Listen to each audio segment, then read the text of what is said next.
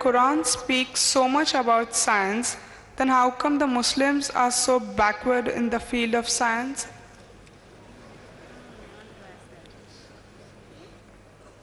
The sister posed the question that when Quran speaks so much about science, how come the Muslims are backward?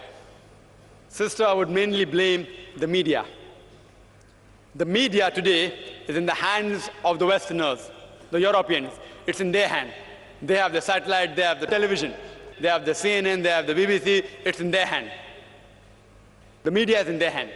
And whatever you read in your school books and books which you read in college, you'll read there that from 8th to the 12th century, it was the dark ages.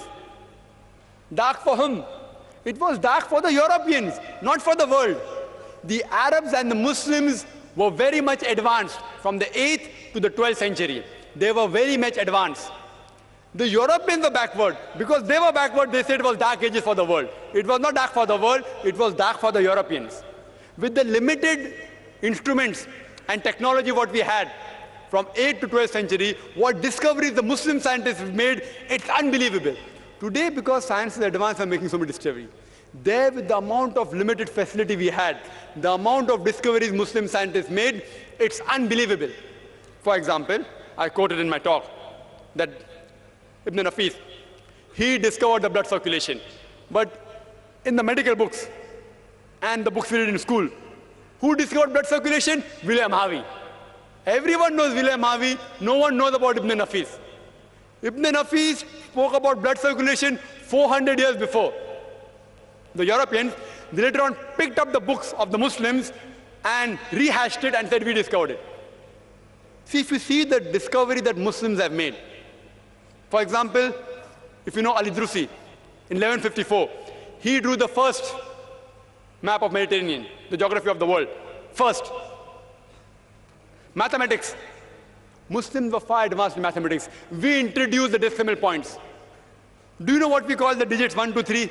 It's called as Arabic numerals. The other ones are called as Roman numerals. Why it's called Arabic numerals? Because the Arabs were the one who discovered it. The decimal point are the Arabic numerals. The person who first proved the Pythagoras theorem, he was Al-Tusi. We know about the Pythagoras theorem, but we don't know about Al-Tusi. He said that the square of the hypotenuse was equal to the sum of the opposite two sides of the triangle. Al-Biruni, he was an authority in trigonometry. All these people, they were experts. If you know of Al-Kindi, Al-Kindi, he was a philosopher, a mathematician, and astronomer. When great scientists like Galileo, Newton, etc., they said that all physical laws were absolute. He said that all physical laws are relative. And today we know the theory of relativity is proved by Albert Einstein. No one knows about Al-Kindi. He was the person who basically gave the idea of theory of relativity. Later on, he did more research and talked about theory of relativity. Who knows about the three brothers, Muhammad, Shakir, and Hassan? Who know about them? They told the surface area of the earth from an angle at the Red Sea when people thought the world was flat. Chemistry. The Muslims are far advanced in chemistry. Ibn Hayyan, Jabir ibn Hayyar, they have Latinized the word Geber. So when we read in our textbook Geber, we think it's an European. It's a Muslim. Jabir ibn Hayyan. We know Geber, we don't know who's Jabir. He's the person who distilled alcohol. Alcohol comes from the Arabic word al-ghul, meaning ghost, evil spirit. Alkali is an Arabic word. He wrote 2,000 different pages only on chemistry. Muhammad Zakir Naik, he was famous in medicine. He was authority on the field of smallpox and measles. He was the first person who used mercury ointment. He wrote books on children's disease. There are several Muslim scientists. Ali ibn Abbas, he wrote 20 volumes on medicine. Ali ibn Sina, known as Avicenna. Avicenna, it doesn't sound Muslim. Ali ibn Sina, Muslim. Avicenna, not Muslim. Who got the title of Aristotle of the East. He wrote the book Qanun, which was referred as a textbook of medicine till as late as 17th century. Who knows Ibn Zuhur? He was the person after Alexander who did research on parasitology. He described the H. mite, the pericarditis, He described otitis media. He attacked gastronomy. Several medical doctors, Al-Zaharwi. Al-Zaharwi was a famous dentist as well as surgeon as well as obstetrician.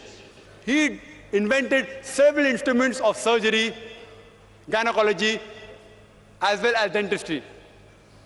All of us know the other thing, but the media is in the hands of the Westerners. The Muslims are far advanced. But I do agree with you. Today, the Muslims are getting backward in science. You know why? The Europeans are being advanced. You know why?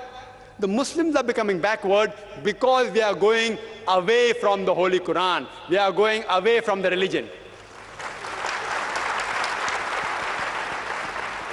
And do you know why the Europeans are getting advanced? They too are going away from the religion. The Europeans are also getting advanced because they are going away from the religion.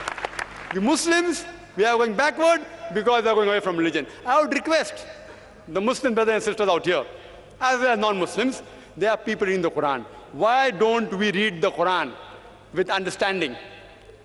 Why don't we ponder over the verses? We have only kept the Quran kissing and giving on top, that's all. The Quran was not meant only to be kissed and kept on top. It should be implemented in your daily life. If you implement the Quran in your daily life, read it with understanding, inshallah, again, we will be on top of the world. Hope that answers the question.